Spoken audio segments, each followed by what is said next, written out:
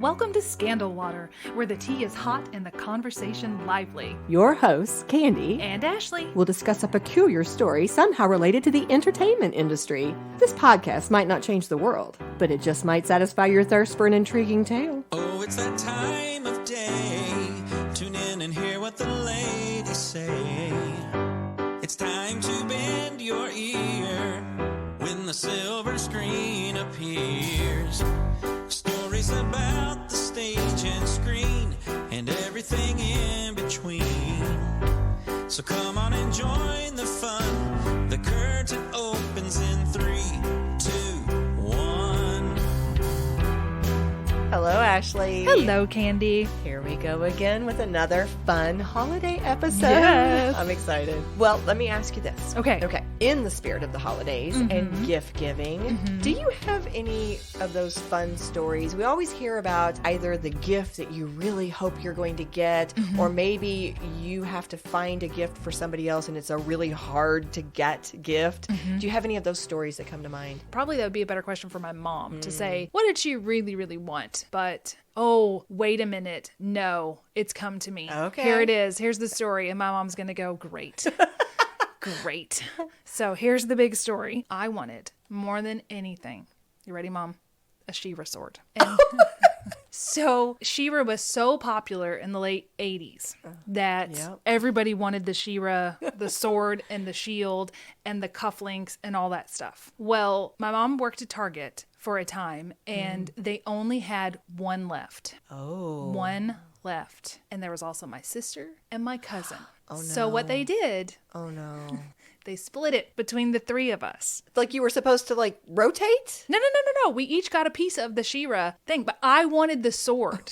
Yeah, I don't understand how this works. And well, they gave the sword to my sister, and they gave the mask to my cousin Lauren, and I think Lauren got the mask and the wristlets, and I got the shield. And there's a photograph. They were trying so hard, and I appreciate it as an adult, but my cousin has this picture framed on her it's on her desk still, on her little like couch console. And it's a picture of my sister with the sword aloft. Right. Because she got Triumphant. the sword. Triumphant. And Lauren is just too young to understand that we have been gypped. And she is wearing the thing. And she is holding aloft a spoon with little ribbons that are spiraled off of it. And she is so proud of her spoon. And I have the shield and I'm just like... Okay, you're gonna have to post this picture. I will. If I can't find mine, I'll ask Lauren if she could show me hers. But this is the thing. This has been the thing for years. So when Wonder Woman came out, there was the Wonder Woman sword, and my mom literally bought me the Wonder Woman sword, and it's got a little note on it. It says, "I hope this makes up for the She-Ra." She's like, will I ever live this down? No, you will not. So it's hanging in my office with the little note that says, "I hope this makes up for the She-Ra sword." And I understand, but no. It will never be okay. You're traumatized for life over that. I was. Yes. I have a little funny story that comes to mind. I hope I get the details right. As I recall, it goes like this. When Camden was little, very little, we had, well, we still have to this day, this mass of games in our closet. And we, with, Kennedy being older, it started, of course, even before she came along. But then when you get kids, a whole lot more, right? So anyway, our closet had grown out of control. And so we had gotten rid of a few of our games, one of them being Cat's Eye. What? What is that? Well, it's just a cute little game where you have marbles and you try to find the cat's eye, and basically almost like a Hungry Hippo type I know game. that. Okay. Yes. So anyway, I can't remember if we just decided it was old or if we'd lost some marbles or whatever, but we got rid of that game. Now, Christmas is approaching and you do the thing with your kids. What do you want? And Camden says the only thing he wants is a cat's eye game. Oh, no. We had just gotten rid of a cat's eye game. Did he know that? No, he was very young, toddlerish. Yeah. And, sometimes your kids will say something and then it's gone. Yeah. No, he came back with that a couple of times. Like he had his heart set on a cat's eye. It's at the top of the list. So now we're on a hunt for the same game we've gotten rid of. And they're price jacking it. Oh, no. Because all the games were going It's up. a Tickle Me Elmo. Well, it wasn't as bad as that, but but yes, they were price jacking it because Mm-hmm. we ended up finding it, I think, online and paying probably twice what we had paid for it the first You had time. just given it away. And the irony is, he opened that stupid gift on Christmas Day and just set it aside, and it meant absolutely nothing. You should to have gone with him. your gut. I know. So there you go. The cat's eye that ended up being purchased for basically 3 times what it should have by the time you go through both of our purchases, that ended up meaning nothing to him. Great. Do you still have it? That's funny. I don't think we do. Okay. I think we got rid of it. Well, how does this connect to our episode topic? I know. Tell us, Ashley. Well, it's sort of like when you want a Red Ryder BB gun, right? It is. It's very much like when you want a Red Ryder BB gun. Yes, I'm sure everybody knows now our topic is A Christmas Story. A Christmas Story, because of course Ralphie's main hope, he's our main character, his burning hope is that he's going to get a Red Ryder BB gun for Christmas, but of course everybody tells him he's going to Shoot your eye out, That's kid. right.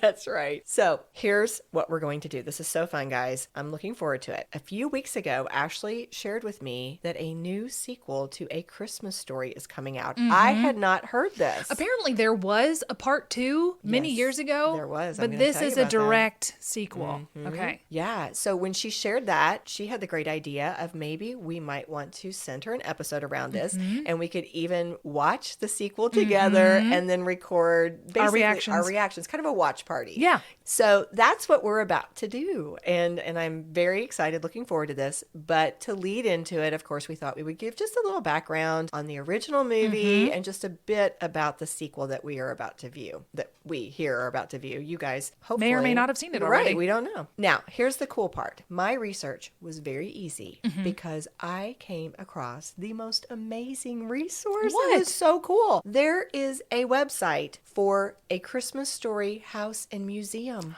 No way. It has everything on it. No way. Everything on it. And it has the best backstory. So this house, the original house that was in the movie, was on sale, put up for sale on eBay. And this man who was just A super fan? Yes, bought it and turned it into A How do you Christmas Story sell a house and house museum in on 2006. I don't know, but they did. They did. They done did. did it. So now A Christmas Story house has been restored to the way it looked in the movie. It is open year-round for the public for tours or overnight stays. Oh. Directly across the street from that house is the Christmas Story Museum, which is full of original props, costumes, lots of memorabilia. That's very cool. Yeah, hundreds of behind-the-scene photos.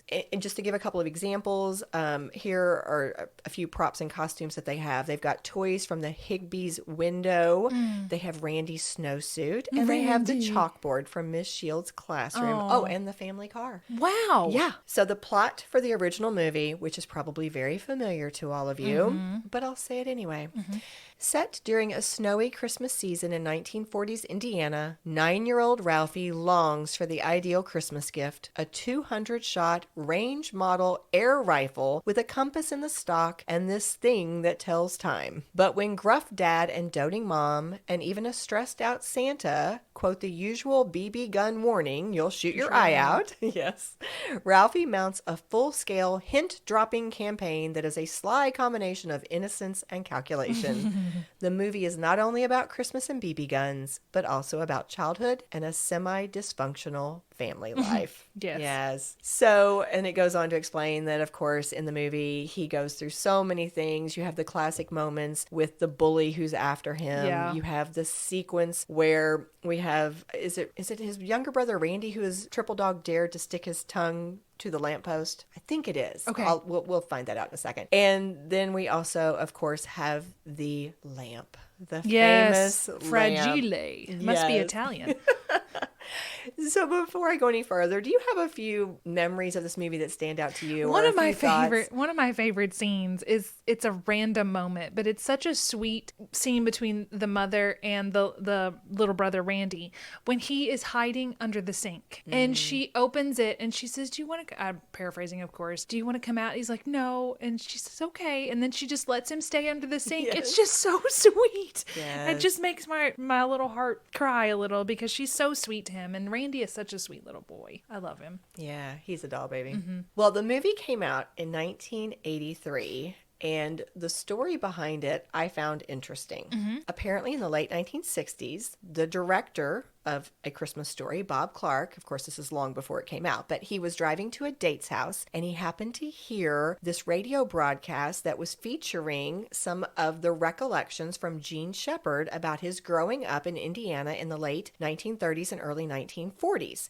Well, this director, Bob Clark, ended up driving around the block for almost an hour To listen until he got to the end of that radio program. And he's quoted as saying, "My date was not happy." I bet. But he knew right away that he wanted to make a movie out of those stories. And many of those stories actually first appeared in Playboy magazine and then were collected in Gene Shepherd's 1966 book, In God We Trust, All Others Pay Cash.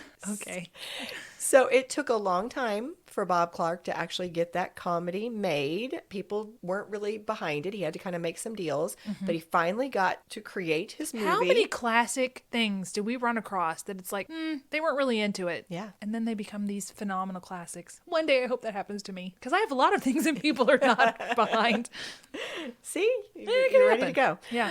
Well, it was modestly budgeted, they said, and it opened in 1983, a week before Thanksgiving, on fewer than 900 screens. Took in about $2 million its first weekend and double that Thanksgiving weekend, which was actually pretty good. That's pretty good. But the movie disappeared pretty quickly, even though it got some nice word of mouth, but the timing was not great. And it was opening up against Scarface and Stephen King's Christine. It had a lot of competition. Yeah. So it disappeared from the theaters quickly, it said. And ultimately it made about $19 million. Nothing to sneeze at. Good, but not great. Yeah. But this happened to be around the time that home video and cable TV were beginning to become very popular. This is another thing that really helped The Princess Bride because and also It's a Wonderful Life. The home video really kicked it into gear as far as being a part of the culture. Pop culture, yes. And that's what happened here. They said that A Christmas Story started creeping into the mainstream through videotape and cable broadcasts. And then the rights to the movie were sold in 1986 to Warner Brothers by MGM as part of this big 50 movie package deal. So honestly, it was not highly valued. It was just kind of packaged in this whole here, we'll sell all of these to you guys. And what did it for this movie was the cable network TNT. Yeah, showing it all 24 hours. And it was a stunt. It was supposed to be kind of a gimmicky thing in 1988. But people liked it, and they said that popular demand turned that stunt into a tradition. Yeah. And now, of course, it's on TBS, but every Christmas Eve, you have this marathon where 24 hours. Yes, and they say more than 40 million people will tune into it at some point. That's crazy. At some point, yes. It is now one of the most popular holiday movies of all time, earning its place alongside It's a Wonderful Life and Miracle on 34th Street. Yeah, definitely. So I have a few fun trivia facts. Okay, let me have it. Yes, okay. I am. Guess who was originally offered the part of Ralphie's father? Of Ralphie's father? And it was what year? 1983? Harrison Ford. Jack Nicholson. No! Oh, that'd have been really weird. I know. Yeah. Now, he was interested, but ultimately they decided to go with Darren McGavin because, first of all, the director really liked him, but also Jack Nicholson asked for a lot of money. Oh, they didn't have it. They didn't have that. Yeah. Peter Billingsley, who played Ralphie, had become familiar to people through a show called Real People. Do you remember Real People? No, not at all. And he also played Messy Marvin in this series of commercials on TV for Hershey's chocolate syrup. So he was a little well known before he got this part. Now, an interesting story about the bully. It was actually supposed to be Grover Dill, not Scott Farkas, who was the bully in the original work.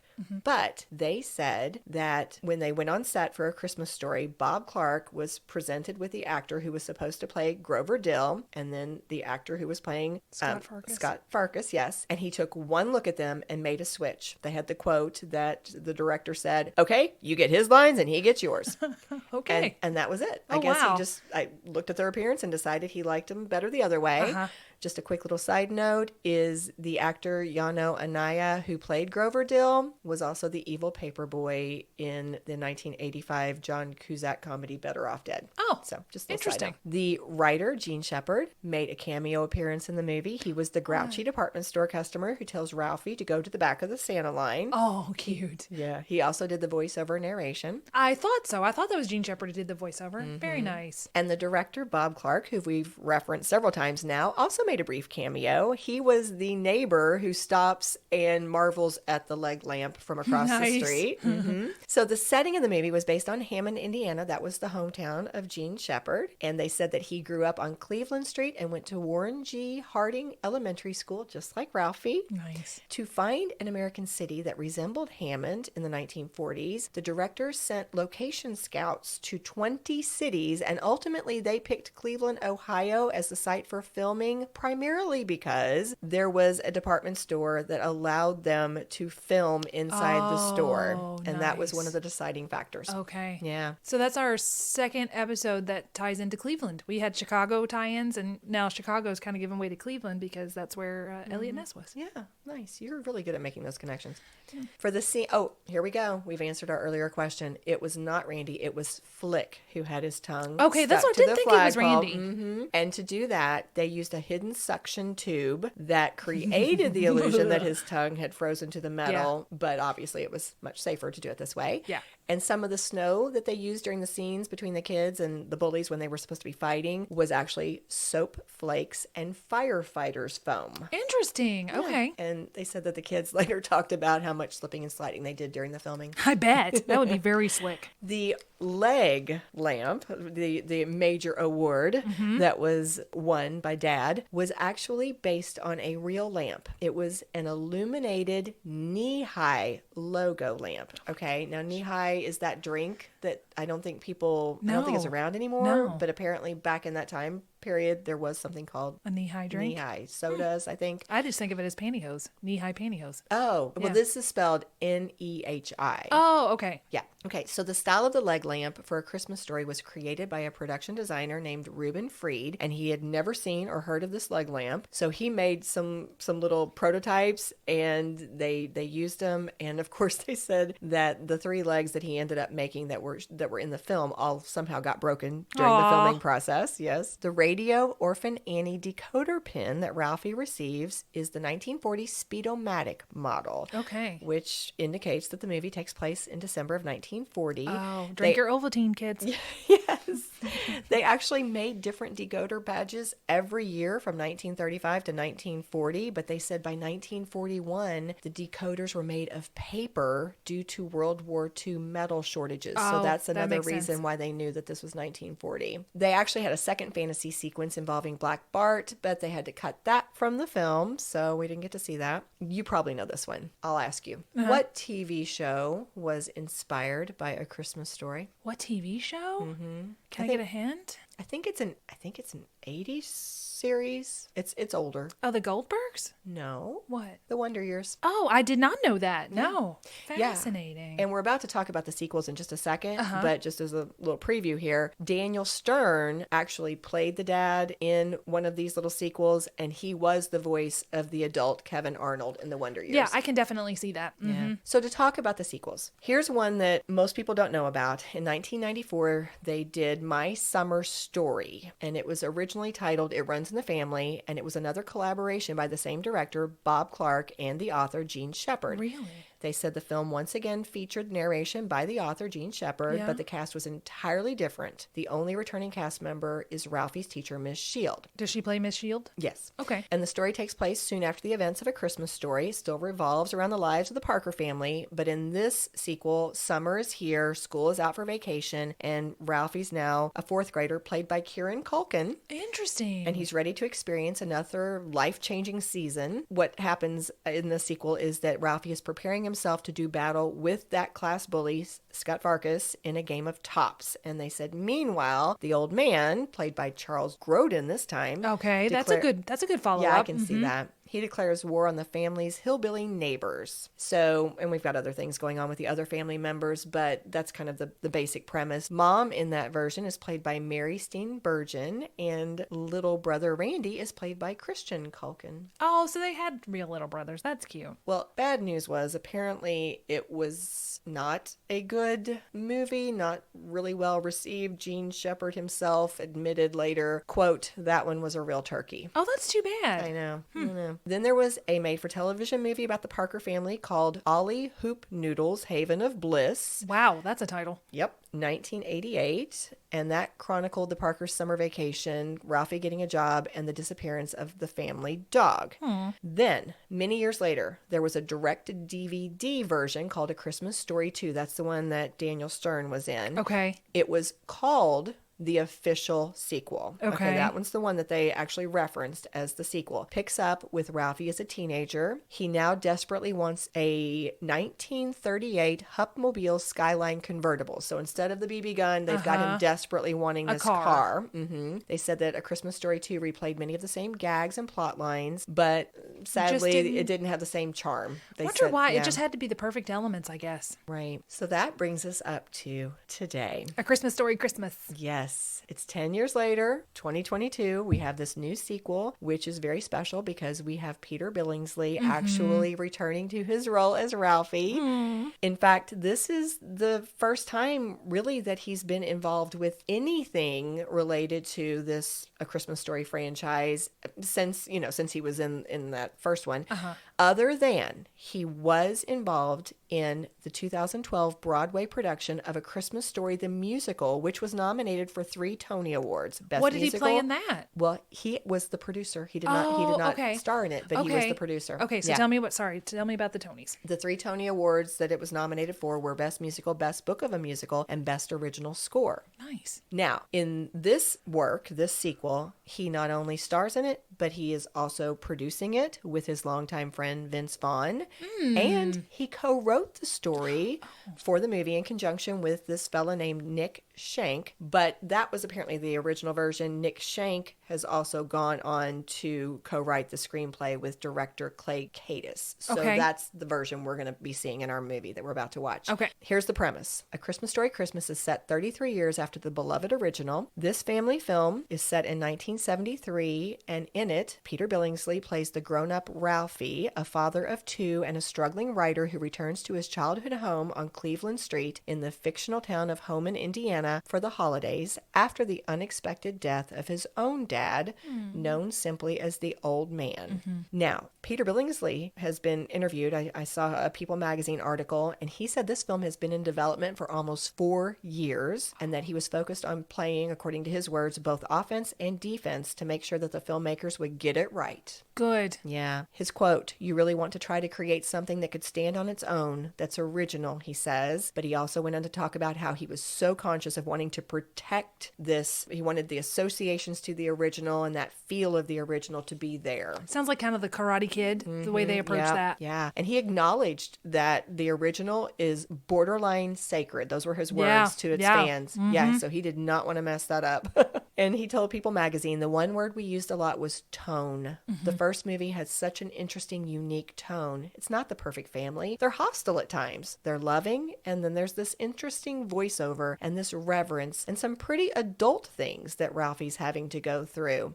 It feels very real. So we really wanted this to feel very much real as well. And I think that idea of going home felt like there was a lot there to return home to. So there's his quotes. Okay. Kind of his perspective on this sequel. In addition to Peter Billingsley, they have brought back Ian Petrella, who plays Ralphie's younger brother, Randy Parker. That is so cute. And we have Scott Schwartz returning to his role as Flick, and Zach Ward is back to play Scott Farkas. Scott Farkas. Yeah. But they've also brought on a few new people. We have Aaron Hayes playing Ralphie's wife, Sandy, River Drosh as his son, Mark, Juliana Lane as his headstrong daughter, Julie, and Julie Haggerty is playing Ralphie's mother, Mrs. Parker. She had to take over because Melinda Dillon, who played the original mom, retired from acting in 2007. Oh, too bad. So one last quote. Peter said that he hoped Darren McGavin, who died in 2006 at age 83, would approve of this sequel. And he went on to say that he thinks thinks he would.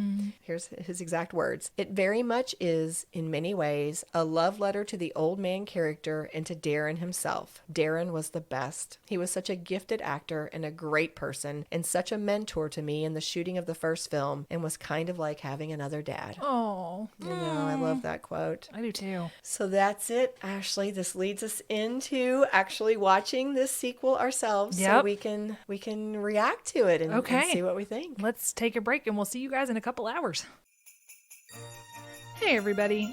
I wanted to let you all know about a new perk we're going to be adding. Since Season 2 launched, you may have heard our occasional shout-outs at the top of the episodes. In the new year, we're going to offer that perk to any of our Buy Me a Coffee supporters that are interested. So if you'd like to take advantage of this opportunity and hear your voice on our podcast, visit www.buymeacoffee.com/scandalwaterpod. You don't have to sign up for anything. We won't spam your email, and there are options for a one-time donation or a monthly gift. Either way, you get the double bonus of making your Scandal Water debut, and you're helping us keep the stories brewing. Cheers! And we are back. We are back. Fresh from having watched the movie. Yes, it could not be any more fresh. That is so true. Okay, well, let's not talk about the ending, which is what we just saw. So what do we want to do? Do we want to, let's do this. Let's do an overall impression. Okay. And then for people who want to see it and don't want spoilers, let's do our impression without a spoiler. But then let's go in after that and talk about some specific moments that we liked. Because I feel like if we just did a spoiler free, it's only going to be about 2 minutes because there's a lot of Easter eggs to the first one in this. Mm-hmm. Okay, so let me ask you, what is your fresh out of the oven impression of this film? I enjoyed it. Yes. I think that anyone who is a fan of A Christmas Story should watch it. Yes. Is it a 5-star movie? No. Mm-hmm. But is it a love letter to the first movie? Is it a gift for the fans? Mm-hmm. Yes, I think so. Yeah, I think so too. I agree with you. Honestly, the first one wasn't a 5-star movie. It's just the nostalgia and the beauty of the time and looking back at something that is no longer there. It's a reflection movie. And I will say I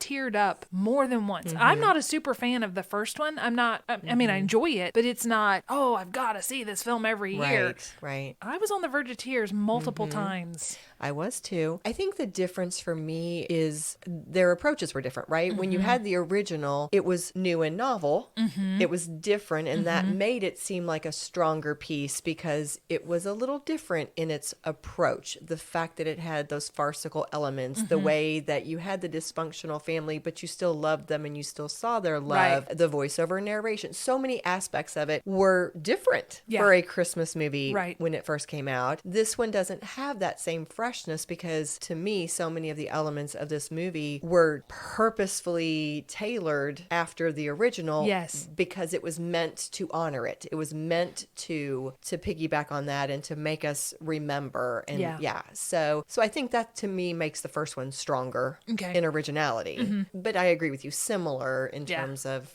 content. And... So it's a recommend from us. Yes. I would say the great Christmas tradition maybe would be to watch them back to back so that you can really feel the nostalgia. Because again, spoiler free, but to me, it's almost like it self-serves itself because you see the first one and the ending of the second one serves the first one as well. Mm-hmm. Because it's like it's on a wheel. Ending of our spoiler free, do you think? Yeah. If you don't want to hear specific details from the sequel, maybe you would pause here, come back to us later after you've watched it. Yes, we hope you do watch it and enjoy it. So now we're going to talk about specific moments that we really enjoyed or thoughts that we had about the film. Will you start? What's something that struck you? Well, the first thing that struck me is, and we went back to check, it doesn't have, when I said it was the old logo, it looked like a VHS. Mm-hmm. When it first comes on, it had like the lines in it, and to me, it looked like an old-fashioned logo. And it turns out they did use the same font for the title. Right. And it immediately got me into the mood for what I was about to see.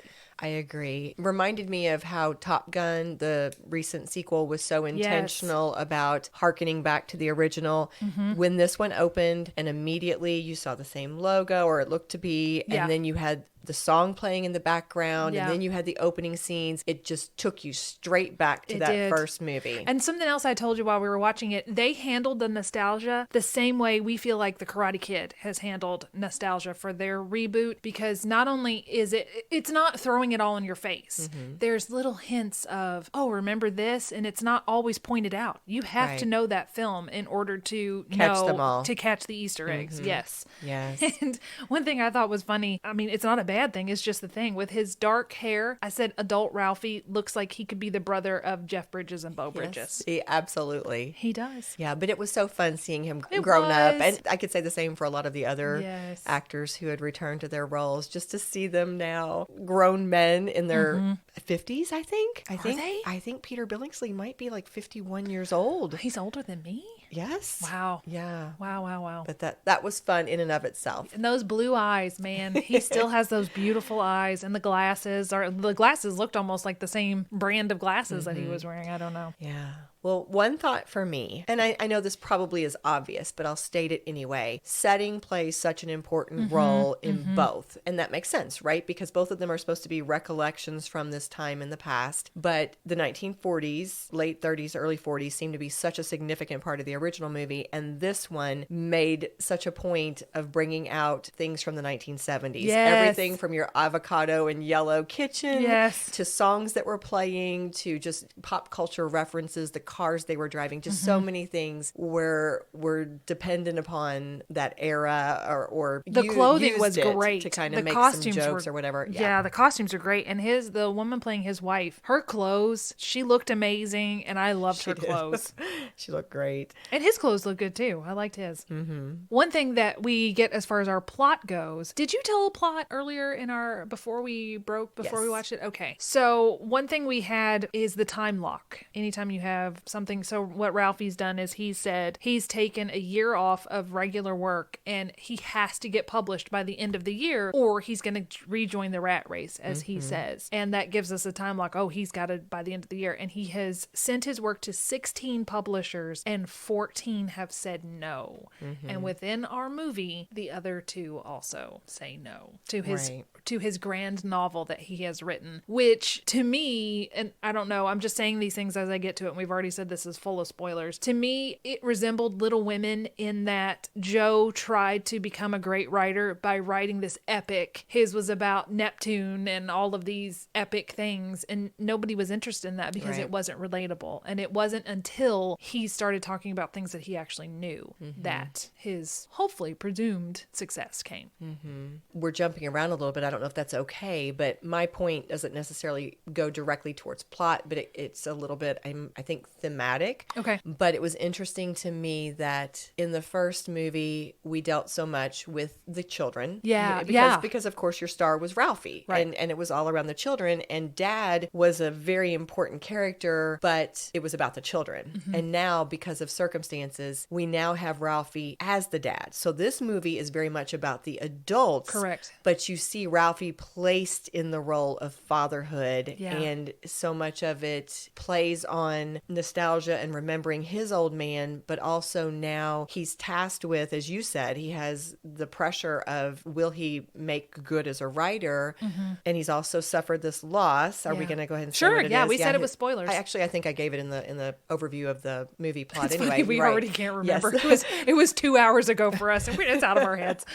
But he's lost his dad. Yeah. And his mother tells him, I don't want this Christmas season to be something that's sad for us every year. So she has put Ralphie in charge of, he has to make this a good memory for everyone. Which is a lot of pressure. It is. And then he also has to write his father's obituary. So we have Yes. all these pressures on him, and it forces him to think about his dad in a different way and what it means to be a parent, which I thought was super interesting. Yeah, I thought the way they handled his passing was really beautifully done, because what we do is the script was written. I thought the script was actually structured really well, because we establish Ralphie's world pre-inciting incident. And so here's what the family's like. Here's what all the relationship with him and his wife, relationship with him and his kids. Here's what our expectation is for Christmas. And then he gets the phone call. And this is our inciting incident of how everything's getting ready to change. And the way he just walked into the hallway and it just silhouetted him in the hallway and the music. And then you heard his voice, his dad's voice. And especially when they ended up going back to the house, Right. he was looking around his home and imagining, and they had flashbacks to the film. I don't think there was any visual flashbacks, but the audio was. You heard the dad saying these specific lines as you were looking at the pieces of furniture that we would have associated with that moment. Right. You know, you just brought out how they use some camera angles and some shots to try to generate some of that emotion. But I am going to give a big shout out to Peter Billingsley because most of those emotional scenes relied on him, and he did such a great job. I even have that here. I have specifically, I could feel the emotion, and his voice was choked with emotion. And based on what you said before, where I was wondering, I wonder if he was thinking of Darren when he was doing these scenes and how much he admired him. And my empathy response, just like instant tears came up when he had that phone call. Right. When he said that one of the goals in making this movie was that it would be a love letter to the old man and also the fictional old man plus the actor Darren McGavin. And when he said that, I felt as I was watching this, you succeeded. Yes. I feel like that came across very well. My next note was they're hitting me hard with the sentimentality looking around Dad's home with the flashbacks. Oh, that was a lot. Yeah. I will say this. It was predictable, which sounds a little negative, but I think my phrase would be predictable but satisfying. Yes. I think it was satisfying predictability because honestly, if you were to put this movie up against the other movie, you could almost go through and start checking off. Yeah. Okay, well, there's a fantasy sequence. Yeah. Okay, here's where we have a scene with bullies. Here's, I mean, one thing after another, but you wanted it to happen. Like you did. You were waiting for okay, when are we going to see that? When's the callback to this? Yes. So you saw the pink rabbit suit. They found a way to put the title of Gene Shepard's work. Yes, in the bar. In the bar, up on the wall. There were just so many things that you connected to, and it just put a smile on your face when you saw it. I loved the moment with he's on the phone with his brother. He's trying to guilt him into coming home because in the film, Randy is really successful and he's in another country. And sorry about Dad. How's Mom doing? And he says there's an unwritten rule where siblings have to just hit below the belt when it's necessary. And so he's like, oh, she's okay. She ate half a cracker and she said one word today. And we all knew what the word was going to be. And it was Randy. He's like, oh no.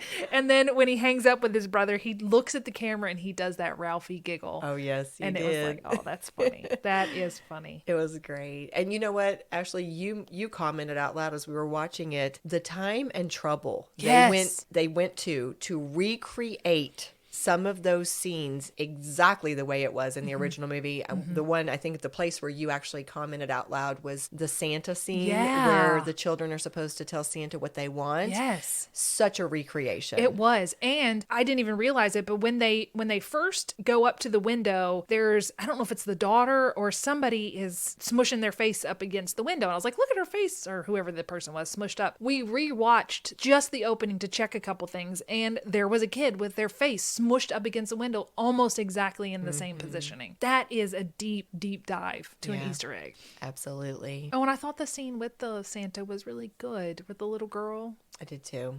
I did too. It was, again, fun knowing that Peter Billingsley was not only producing and acting in it, but that he helped to write it. And who else could have? When rewatching it, it had to be Peter Billingsley that wrote this because he was there. He was a first-hand account. So I think that's good. Yeah, I really, really love that. Well, I know I'm jumping about a bit, but I'm going back to theme, and something towards the end of the story that his mom said got me when she looked at Ralphie and she said, you can't expect things to be perfect. You can't expect words to be perfect. You can't expect life to be perfect or to be perfect as a father, but it's about love. Yeah. Basically, to paraphrase, she said it's about living your life and it's about thinking about who you love. Yeah. And I wrote down, just write about the man you love. love. Mm-hmm. That got me. That really, really got me. And another quote that I like to go on what you're going, it says, he said, Dad made it look so easy. I wrote that down too. Yeah, and she says, his wife says, that's what good parents do. It doesn't mean it was easy. Well, and I think that speaks to both movies were set up with this idea of Ralphie desperately pursuing something he wanted. Yeah. Yes. And in the first one, it was very simplistic. He was a child. It was a toy. It was Right. this,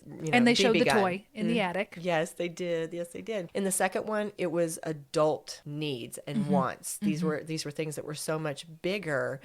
But in both cases, Ralphie was Ralphie, right? He idealized. Yes. He would look for the perfect. Yeah. And so her saying that and verbalizing basically said to him, you've already got these things, look around you and appreciate it because it's there. Yeah. And I thought that was powerful. It is. And I identified a lot with Ralphie, particularly in this, because as a person who writes stuff, and not everything most everything I write right now isn't commercially successful. So I have struggled with that whole, is it successful if it's not commercially successful?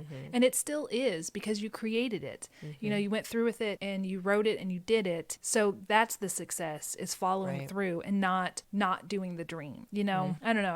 I felt a connection to him with some of the things he was talking about with writing. I didn't write the quotes down, but I really felt his struggle. Yeah. And of course, I think that was another intentional choice. They were basically putting Ralphie in the shoes of Gene Shepherd, the man who wrote these works that led to A Christmas Story in the first place. So I loved how that came full circle. Do you want to talk about that? Since we're bouncing around everywhere anyway, do you want to talk about the Gene Shepherd connection to the ending, or do you want to wait? Why don't you explain it? Okay, so we know that one of the things that Ralphie has to do is Ralphie has to write his father's obituary. His mother has asked him, because she said, well, you're the writer. And he is writing a script. He's writing a sequel to his terrible novel that he already had done that was, 2,000 pages? And so he says, well, I finished the sequel, if that would help sell the original. And he's like, no, I'm still not interested. So again, as a writer, he's procrastinating what he's supposed to really be doing, which is writing the obituary. And that's too overwhelming right now. So he works on this terrible novel.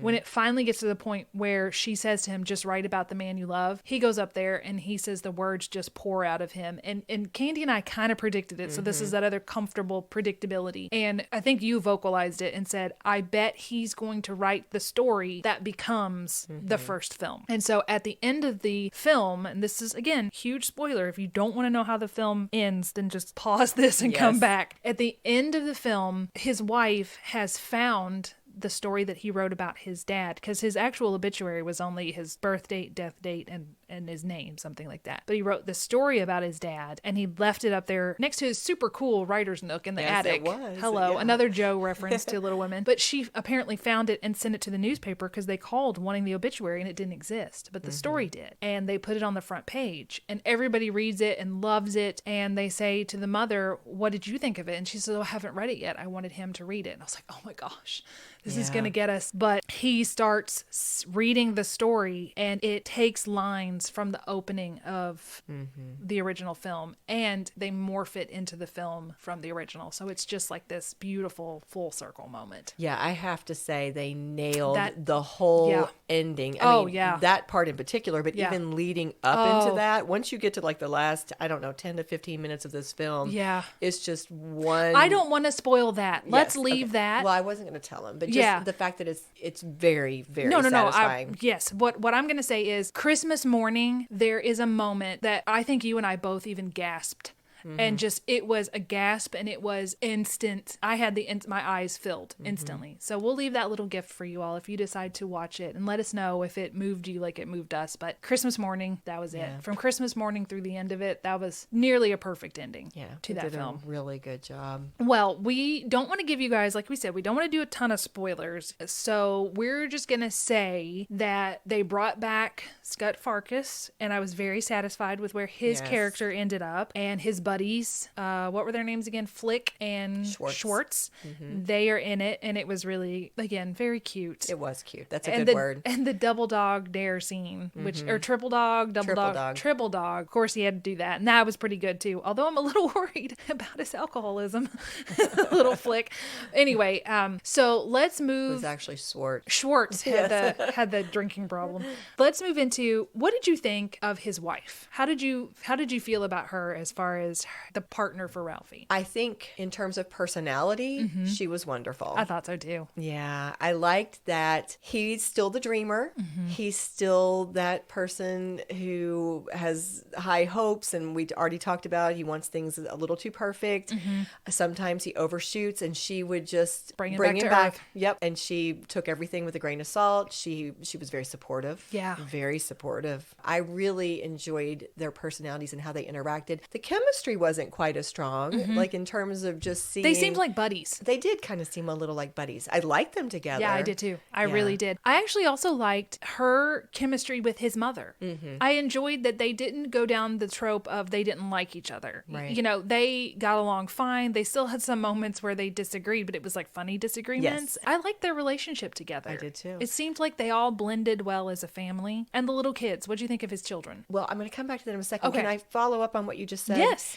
I liked the actress who played the mother in general. I was afraid that I would be a little disappointed because, as we mentioned earlier, the original actress had retired. And so we had a new actress take over that role. I think Julie Haggerty was her name. I thought she was solid. I thought she captured the essence, but I believed her. I didn't feel like she was pretending to be this other character. Yeah. She just was the mother. Yeah. And she could handle the scenes that were a little more serious and a little more touching, but then she could also be a little silly, or I mean, the caroler scene. Yeah, I liked how quirky they all were. They all had his wife with ice skating and her with carolers. They all had their thing that was just their little quirk. I liked it. True. About the kids, I think they were not as fleshed out.